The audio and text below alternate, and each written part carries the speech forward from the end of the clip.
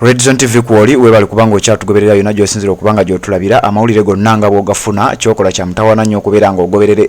Redzone TV channel eno atanaba kubanga osubscribing nyongera okujjukiza kirira wansi awo olaba ekigambo subscribe okikwateko osubscribing ku channel eno okwate ne kade akaka notification obeere nga tomissing nsonga yonna ojja kubeera omu kwabo abanasooka nga okumanya Redzone TV bw'enaabanga etaddeyo ensonga yonna omusajja oyo golaba ku screen yo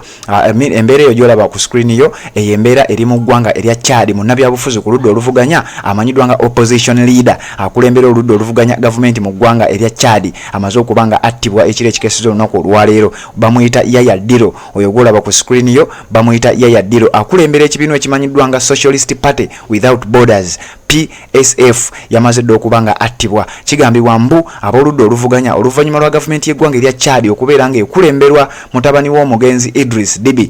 Idris Deby amanyiddwa nga Mahamat Deby omusajja yafuna obuyinza ng'ennaku z'omwezi zaali 20 omwezi gwali gwakuna omwaka 2021 oluvannyuma lw'amawulire agavayo gagamba nti omusajja oyo yatta kitaawe. Embeera y'abonkenke mu ggwanga lya Chad aboludda oluvuganya bali mu kuttibwa ate nga CAK yattiddwa Diro wabula aboludda oluvuganya bangi baafudde wabaddewo okuyisinganya amasasi naye nga yona sinaba kubanga ntuukayo njagala nkujjukize nti omuvubuka ono alinga bolaba abakulembeze abamu mawanga ga Africa abalwa mu buyinza omusajja yegolaba mu ntalabuusi gwe bayita Idris Deby ono mutabani we gwe bayita Mahamat Deby kati nno yali akulembedde eggwanga lya Chad okuviira ddala mu mwaka gwa 1990 era nga kigambibwa nti obukulembeze bwe bwali bannansi nga babuvumirira nnyo nga bagamba ssebo empeereza gy'oweereza enfuga gy'ofugamu eggwanga lyaffe si gye twagala bamuwakanyanga naye nga tabatta bamuwakanyanga naye nga abasiba ateekawo embeera naye nga tabatta era nga naye ekigambibwa mbu yali dikiteeta wabula mutabani we yali amuteekateeka okubeera nga ajja mu buyinza ng'era we mulaba mu gavumenti ezimu naddala wano ku lukalu lwa Africa yali ateekateeka mutabani we amanyiddwa nga Mahamat Deby nga amuteekateeka okubeera nga ajja abeere president amusikire wabula omutabani yalaba obuyinza tabumuwa yalaba ekiseera tekituuka n'atuuka n'agamba gwe muzeeyi ndaba obuyinza tobumpa ate nange enkula n'amukwata n'amulimbalimba ne bagenda ku front n'abanga amusuna amasasi era amawulire agaavayo gaalaga mbu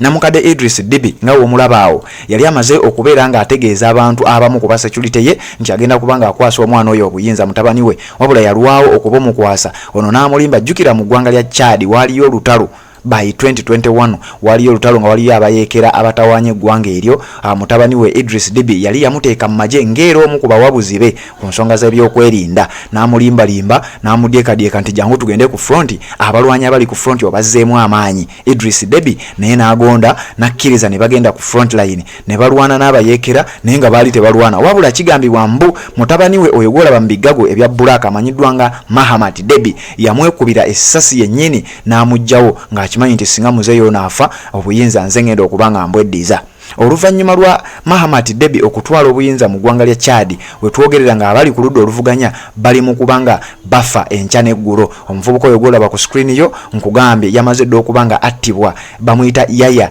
Diro yaktiddwa bamubye amasasi agamuttiddewo ekiro ekyakesiza olunaku olwaleero. Njagala okuwa amawulire mu kibuga ekikulu ekimanyiddwa nga N'Djamena eky'eggwanga erya Chad atamanyi ggwanga lya Chad ngenda ddikuwa werisangibwa mbere nga nkuwa n'ebitonotono ebirikwatako atamanyi ggwanga eryo ekibuga ekikulu bakiyita N'Djamena era omuvubuka oyo amanyiddwa nga Yaya Diro mwasangibwa ayina ekibiina ky'ebyobufuzi nga bwe nkikugambye kyakulembera era nga yakubiddwa amasasi ekibiina ekyo kiyitibwa Socialist Party Without Borders PSF kigambibwa mbu baafunye obutakkaanya n'abakuumaddembe baafunye obutakkaanya ne kye bayita National Agency for State Security ANSE bafunye obutakkaanya nga bano balina ensonga ze beekalakasiza balina abantu ate nga abantu bangi wabula gavumenti ng'eraba omuwendo gw'abantu abagenda okwekalakasa kugenda kuba mungi nnyo ne bagamba tetusobola kubanga tumukkiriza abeere ng'agenda mu maaso n'okwekalakasa kwe tetujja kukikkiriza era ne bateekawo embeera paka omusajja oyo bamusse naye ekigambibwa teyafudde yekka yafudde n'abantu abalala bangi abamukkiririzaamu abali ku ludda oluvuganya kati eggulire lino ndikuleetedde nga njagala olijjemu ekyokuyiga naddala gwe akkiririza oba wagira obukulembeze obw'ensikirano mu ggwanga Uganda kugambye Idris Deby we yabeerera president emyaka gyonna 30 yali dikiteeta naye waalingawo embeera ey'akalembereza bannabyabufuzi ku ludda oluvuganya baabeerangawo naye okuva mutabani woono lwe yamusikira nga amaze okuba nga attibwa embeera ya bunkenke mu ggwanga lya Chad era kigambibwa nti essaawa yonna wandibaawo okwekalakaasa okw'amaanyi kubanga amawanga ag'enjawulo gavuddeyo nga gavumirira ekikolwa kino amawanga ag'amaanyi gavuddeyo nga United States of America n'amawanga amalala kigambibwa mbu ekiro ekyakeseza olunaku olwaleero omusajja amanyiddwa nga Diro munabyabufuzi yakulembedde ttiimu ye ne baba nga balumba ku office z'ekitongole ekikuuma ddembe ekimanyiddwa nga National Agency for State Security ne kiba nga basalako ekitundu ekyo era nga minisita ow'ensonga eza communication oba ez'amawulire amanyiddwa nga Abdurrahman Kuramala yagambye nti bano abantu babadde bagezaako okubanga nabo bayina emmundu nga bagezaako okubeera nga bashuutinga abasajja abakuvunaanyizibwa ku nsonga z'ebyokwerinda eby'eggwanga erya Chad wabula bo babyegaanye era okusinziira ku mikutu egimu naddala egisangibwa mu kitundu ekyo oba mu kibuga ekikulu ekimanyiddwa nga Njamena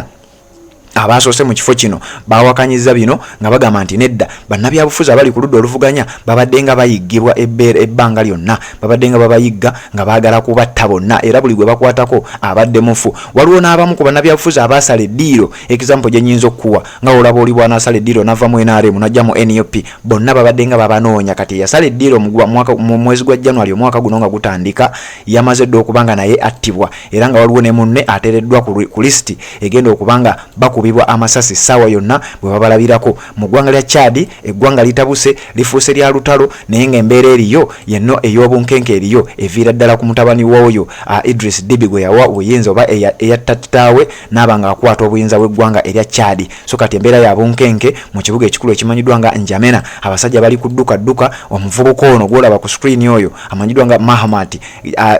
Jame embeera gyatadde mu ggwanga lya Chad si nnyangu yadde eddakiika n'emu ekibuga kyonna kijjudde amagye abasajja abapoliisi abagemeredde emigemera wala n'ebintu ebirala bataddewo obunkenke abantu tebakyatambula embeera si nnyangu nnyo mu ggwanga eryo abantu bali mu kufa kakati atamanyi ggwanga lya Chad njagala kubanga nkuwa gye lisangibwa nga woolirabawo ku maapu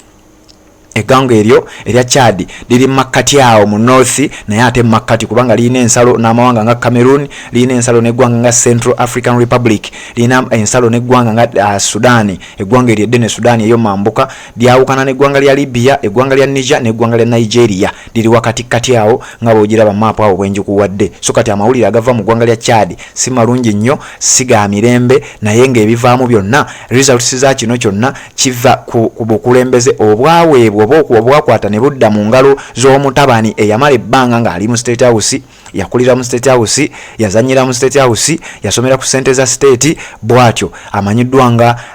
Mahamat Game bwatyo bwakoze asse munnabyabufuzi oyo gw'olaba Yaya Diro abadde akulembera oludda oluvuganya mu ggwanga erimanyiddwa nga Chad embeera bwetyo ya bunkenke nkugambye abantu bali mu kudduka buli omu agamba ono omutabani teyandikutte buyinza